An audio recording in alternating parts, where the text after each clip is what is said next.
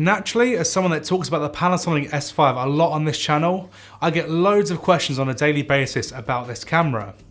Most of the time they're to do with specific features or usability, but recently I've seen an influx of people asking me, should I buy the Panasonic S5 or the Sony A7IV? Or which is better out of the Panasonic S5 or Sony A7IV?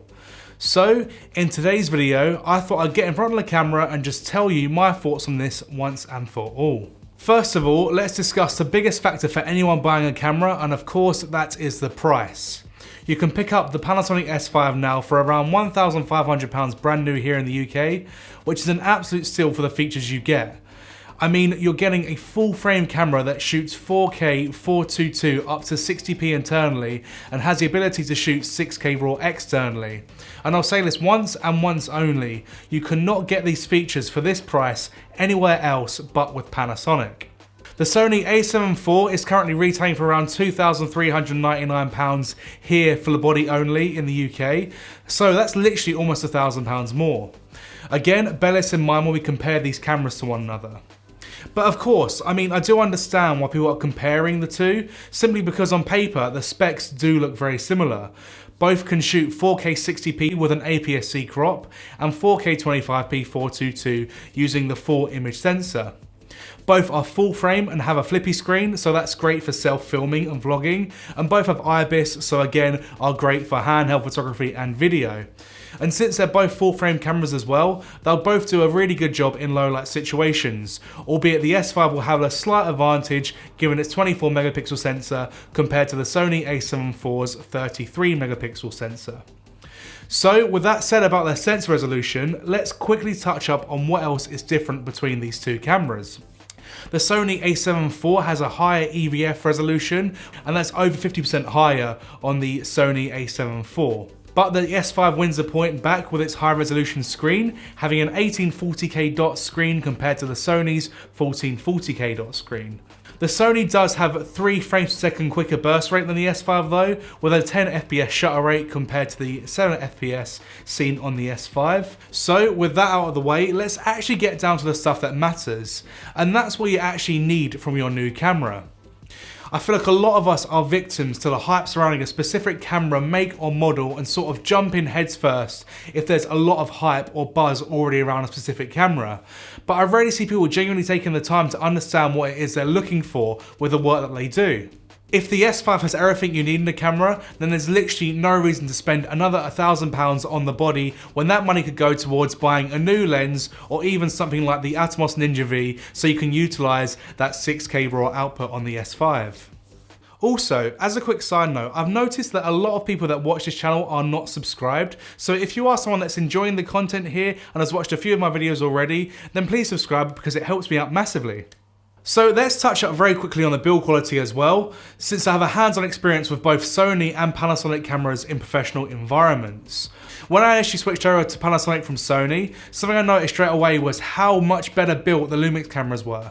The ergonomics in my opinion are also far better, and I know that Sony have been working on their bodies with the newest iteration of full frame cameras, but even compared to the Sony A7S3, I'd say that the Panasonic S5 still feels more durable in the hands, and of course the A7IV is very similar to the A7S3 in terms of its size and ergonomics. To me, the Sony bodies have always felt a little bit plasticky, and I've read on various forums users having repeated issues with the actual hardware on their cameras, such as shutters failing every few actuations, buttons becoming stuck, and even screens completely failing.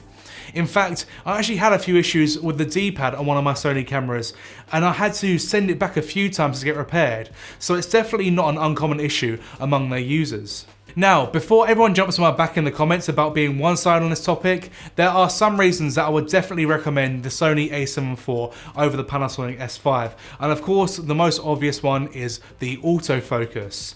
There is absolutely no doubt that you will have a better AF performance using the A7IV compared to the Panasonic S5, and Sony has been leading the autofocus race for the mirrorless camera world now for years, and it's only getting better with each new generation of camera that comes out.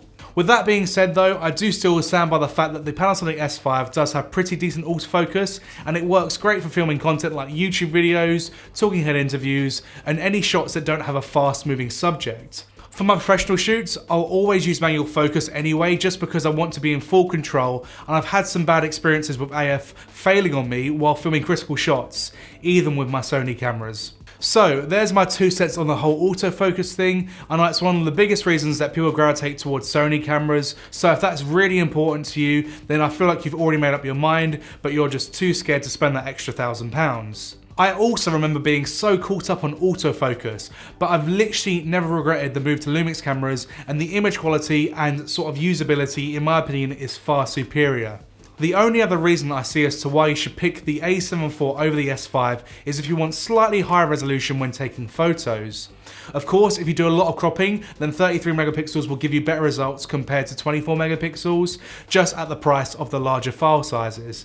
But if I am being completely honest though, 24 megapixels for me at least is a sweet spot in terms of resolution and file size, and I've literally never yearned for more resolution while looking at any images I've taken with my Panasonic S5. So to summarize this entire video into a few short and concise sentences, if autofocus is literally the be all and end all for you, and you literally can't press the record button without using it, then I pick the Sony A7IV.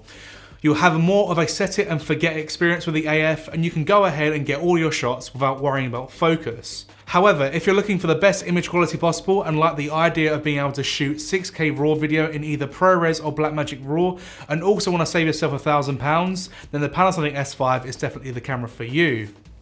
The Panasonic S5 does also have many of the same internal recording features as the Sony A7IV, and the still capabilities are severely underrated in my opinion, since I think the S5 is one of the best stills cameras out there. In my humble opinion, there's literally no other camera out there that offers the same image quality and features of the S5 at this price point. So yeah, I genuinely do think it shouldn't be overlooked when trying to pick a new camera. Anyway, thank you so much for watching this video. I hope you found it somewhat useful, entertaining or interesting, and if you did, then please subscribe to the channel because I do make a lot of content here surrounding the Panasonic S5 and the LMR ecosystem in general, so if that tickles your fancy, then this channel will definitely be for you. So yeah, anyway, thank you so much again, and hopefully I shall see you in the next one. Cheers.